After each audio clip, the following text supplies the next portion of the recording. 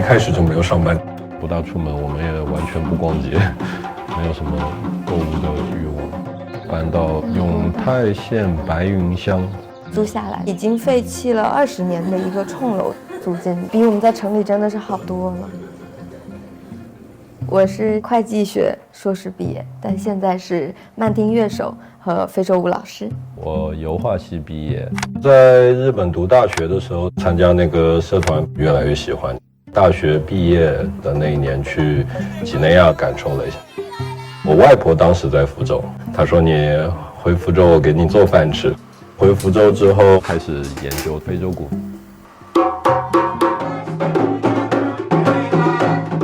我妈讲过一句特别酷的话：“你们这代不就是要啃老的吗？”但是除了最开始第1年，基本上我们都是自己。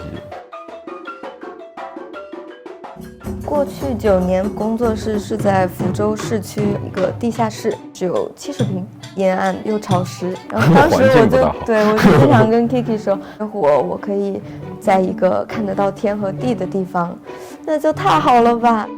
开车1个半小时。400多平，3层小楼，客厅的楼顶是一个平台，天气好的时候可以在户外跳。会听到特别多鸟鸣，鼓声不像在城里听到的时候那么刺耳，融进自然里的感觉。风吹过门口的枫树叶，沙沙沙的声音，大自然都在为你伴奏。这片现在真不错。特别喜欢门口的稻田，可以坐在那里欣赏4季的风景。春天播种，夏天整个稻田就变绿，然后再变成金黄色。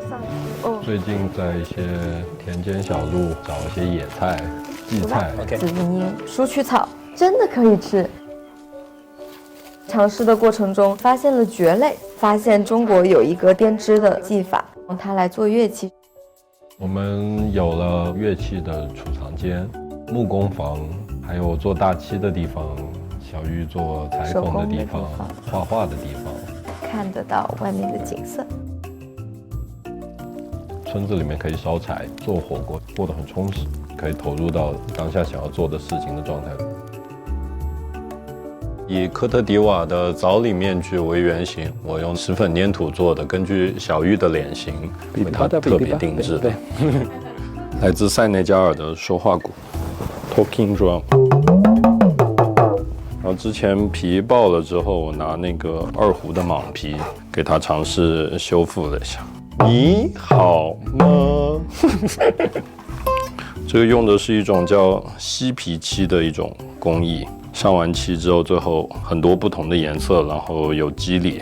这个也就2年前修复的裂缝的地方，用绿松石的粉尝试进行了一下装饰，现在摸上去就非常光滑。想法很多时候是来自生活里日常的观察和积累。中国本土也有木制品如何加工保养的文化。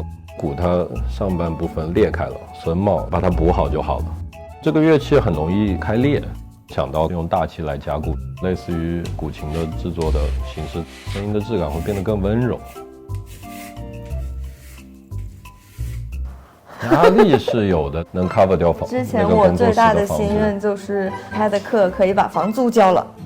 19年去几内亚，买完机票之后，我们俩的卡全空了，还剩500块，各自都十分的兴奋。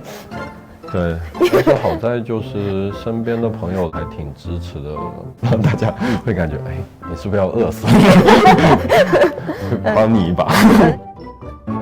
我有很多的话，我想把它挂出来。过去的9年，厕所用来做那个储藏间，塞满了每一条缝，有更多的墙可以挂。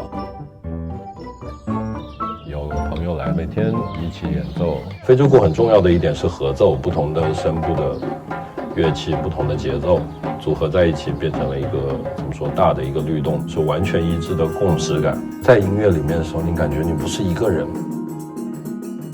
地理上虽然它很远，但在文化上带给我很多共同的体验。非洲的宁巴的那个女神，耳朵旁边横向的这些装饰，象征着土地耕耘。看到外面的田垄被他们就犁得非常的整齐，今年的感动，感觉跨越了地域，从生活上感觉到连接。各种各样的树叶子。